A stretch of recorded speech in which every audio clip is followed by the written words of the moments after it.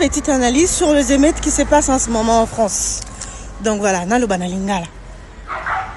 Policier français a bomi Mwana Bandibu. Il y a 17 ans.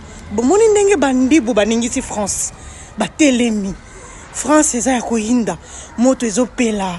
Mais bino ba Congolais bazo boma bino na kati ya mboka na bino. Ba paya. Bazo boma bino na kati ya mboka ba Rwandais. Bazo boma na poison na minduki na nyonso. Mais jusque là nous to bouge raté. Et là comme mon côté, nous sommes à plus de 12 millions de morts aujourd'hui. Na kati ya mboka na biso. Congolais tellement. Tellement franchement. Bomoni Bandibu. Bomoni ndenge ba jeune ba telemi. Po ba bominde kona muninga na bango. Bisoto telema pe pona mboka pona mabele.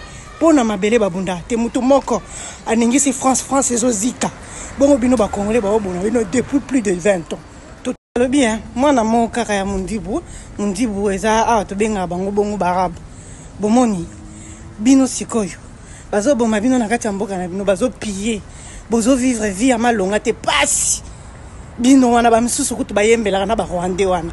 Ba misusu wana ba. Donc bakoketa ko fukama kolembula bango makolo. Mais botalaka mwana wana 17 ans. France ezozika moto ezopela.